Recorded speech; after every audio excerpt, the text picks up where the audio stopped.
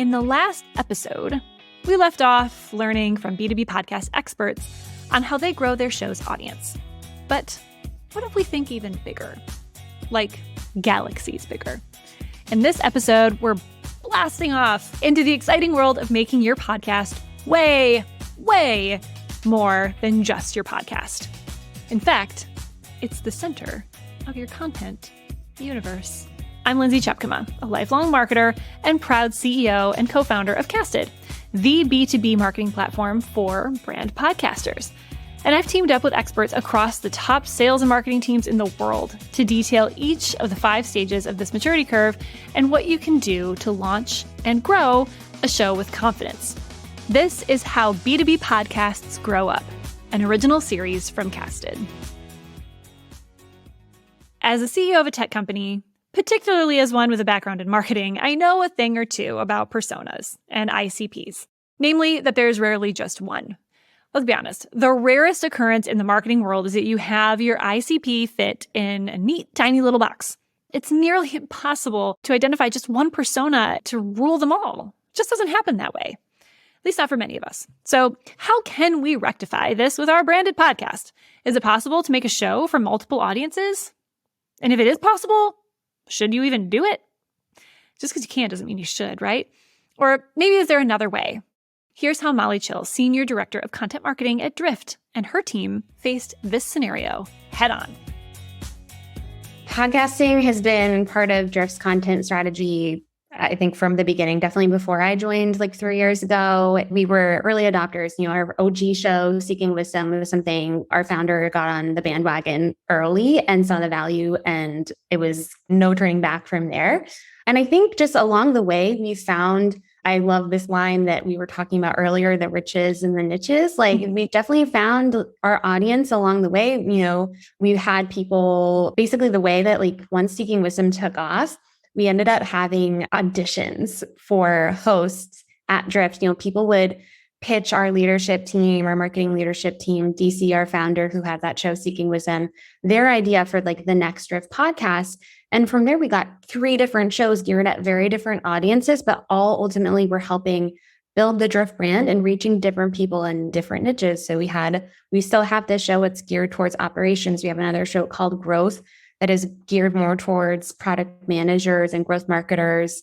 We had a show called Build that was also geared towards like more senior product managers, people at bigger companies, people who are growing companies.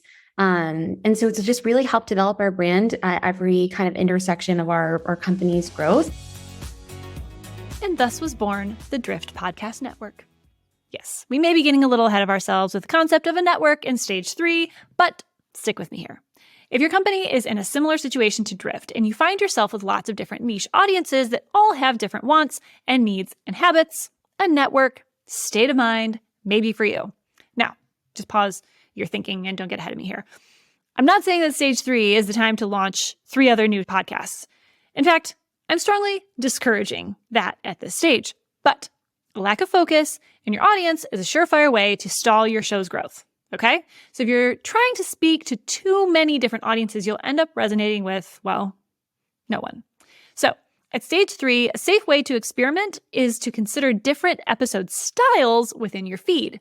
This could look like many different types of shows. You could bring a different host in once a month to talk about a topic that matters to a specific ICP that might fall a bit outside of your original audience.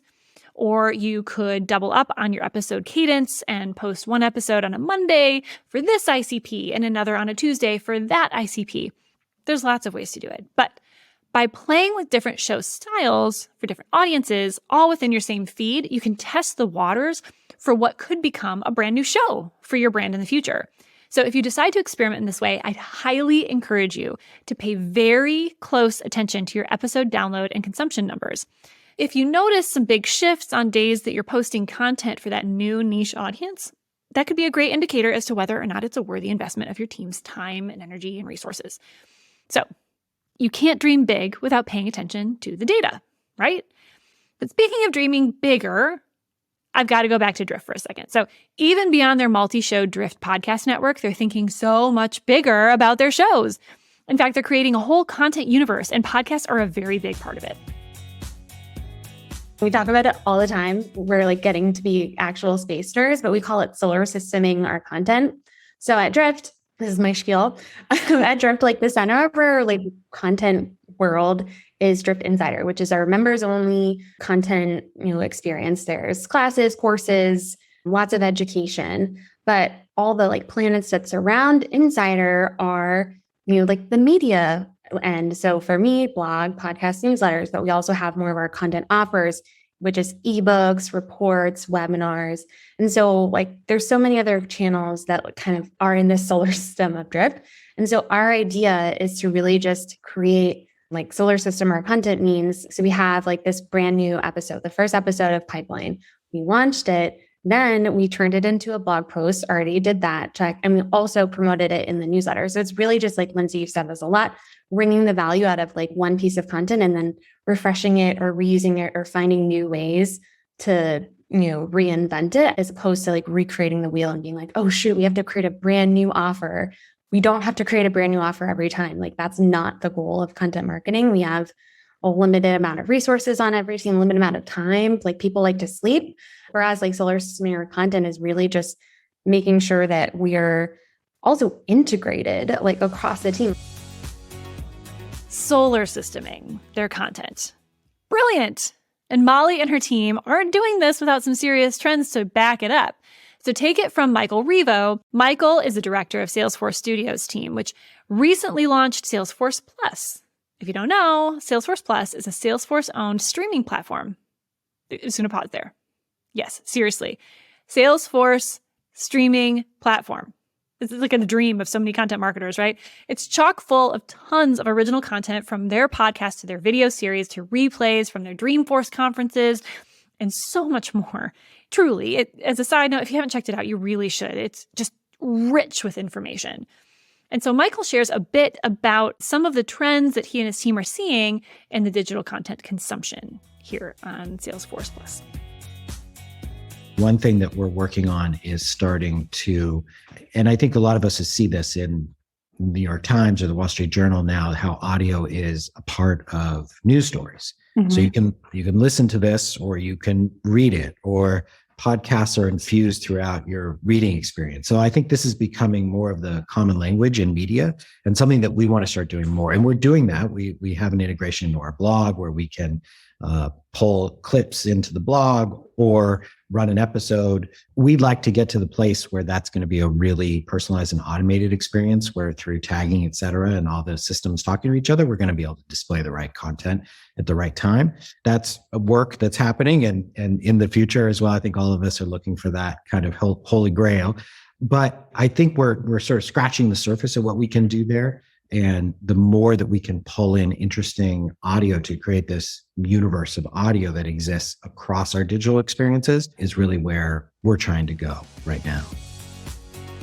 Okay, nerding out for a minute. This is beyond brilliant, because think of how we consume media at large today. The first thing that comes to mind for me is Marvel. If you know me at all, you know that I'm a huge Marvel nerd. I love Marvel. My kids and I watch all the things. So think about how they've woven together so many characters and plot lines and stories in and out of different movies and shows, and they all weave in together, and there's some big blockbusters and some little show series, and it all stemmed from comics. It's incredible. And that's literally why it's called the Marvel Cinematic Universe. They are seamlessly integrating all of their IP among multiple channels, multiple platforms, multiple mediums. And that's not even to mention all of the fan-fueled content. Talk about user-generated content that's being created all around this, well, truly, universe. So why wouldn't we be taking a hint from this huge consumer phenomenon right now and be creating some seamless integrations in our own content strategies? That sounds fun to me, right? Salesforce and Drift have taken the hint. Their teams realize that a podcast is never just a podcast. It's part of the brand's entire solar system of content. So, wait, hold on. What if it was even bigger than just content? What if your podcast is actually a marketing data goldmine? Here's James Gilbert of Flip. So then I had this crazy idea when I was at CRM Next. I was like, we are going to have Gong sit in the background of every Zoom call as well. and analyze every podcast we do. So, most people were thinking of Gong as like, how can you leverage this in marketing? I was putting it in every single podcast. And what came from that was we were able to adjust our entire go-to-market strategy because of it, because of the insights we were getting. Like, we were talking to people in the ICP. We were talking to people that were interested in our product or that could buy our product. We're talking to specific roles that we knew were going to be part of the buying decision. And we had all of this data now, all through doing the podcast. So what was interesting is because I was the host, it kind of positioned me on the leadership team to be the thought leader within our own team to help guide the GTM. Like, our CEO really relied on me a lot when we were in our leadership discussions. Like, James, talk to us about what's happening in the market, right now. Because you can have a pulse, you can hire a research firm to spend thousands and thousands and thousands of dollars, or you can do a podcast and invite the right people. Can you believe we almost cut this episode off before that? I mean, that's huge. At stage 3, your podcast can and should become a data goldmine for your marketing team. Like James mentions, if your show's guests fit within your ICP, you're literally mining precious customer data just by having that fun conversation with them on the show. I mean, that's like a win-win-win-win. The moral of the story for this stage of B2B podcast maturity curve: never, ever underestimate your podcast. Ever. Always stay curious.